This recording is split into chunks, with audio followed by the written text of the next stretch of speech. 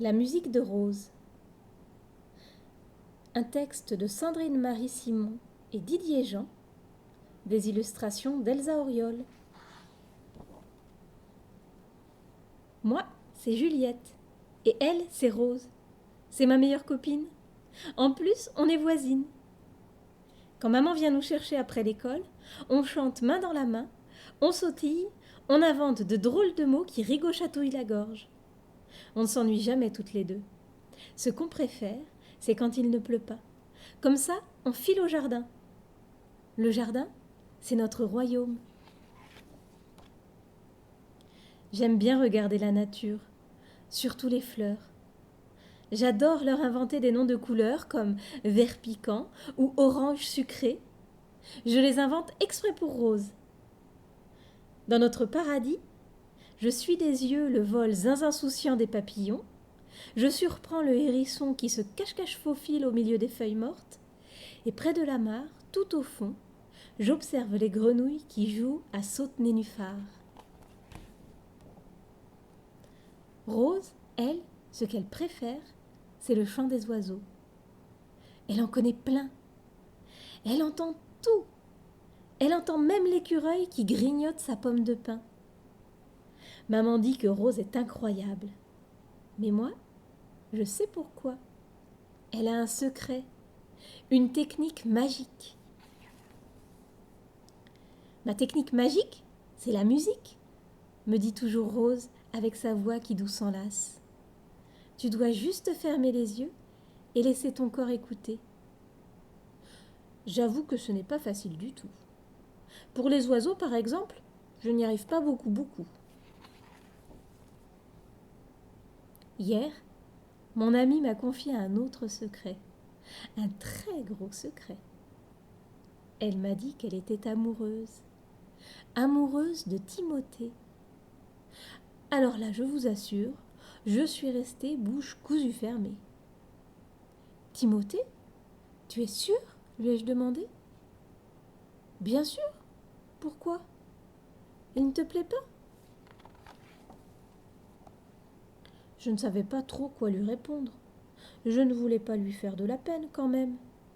Alors je lui ai dit « Tu sais, Rose, s'il te plaît à toi, c'est bien.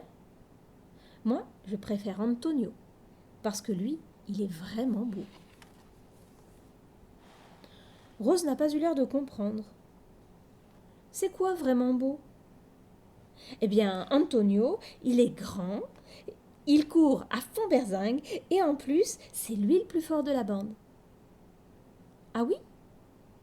Ça veut dire qu'il est beau, ça ? M'a demandé Rose d'un air un peu étonné. Bah oui, évidemment. C'est tout ? Mais il n'y a pas de musique là-dedans, a ajouté Rose d'un air si déçu que j'ai cru qu'elle allait pleurer. Alors je me suis approchée d'elle tout doucement. Je lui ai pris la main en lui chuchotant. « Et toi, pourquoi tu es amoureuse de Timothée ? » C'est simple, je te l'ai déjà expliqué. C'est la musique. Là, j'avoue, je n'ai rien compris du tout. Heureusement, grâce à sa technique magique, Rose a entendu ma musique perdue. Elle m'a dit « Juliette, toi tes yeux, ils voient. Les miens sont aveugles, tu le sais bien. Timothée, je me moque de savoir à quoi il ressemble. J'aime bien sa voix mélodélice, elle me rappelle le chant des oiseaux. Et puis, quand je l'écoute parler, je n'entends jamais de mots méchants. Lorsque je suis avec lui, je me sens aussi légère qu'une bulle de savon. Sa musique, elle vient toute seule dans mon cœur, comme un sortilège. Pourtant, mes oreilles sont tristes quand j'entends les autres se moquer de lui. Je sais qu'il ne l'aime pas. Et toi non plus, je crois. Je me suis sentie bourricandouille. J'ai baissé la tête, un peu gênée. « T'en fais pas », a dit Rose en me bousculant gentiment. On s'est retrouvés étalés dans l'herbe et on s'est mis à rire très fort, comme ça, pour rien, pour tout. Et là, j'ai senti la musique monter en moi. C'était la première fois. Ça m'a même hérissé les poils des bras. Maintenant, je ne vois plus les choses pareilles. Quand je veux vraiment savoir, je me mets les yeux dans le noir, comme Rose. Je sens, je touche, j'écoute, et je laisse venir la petite musique.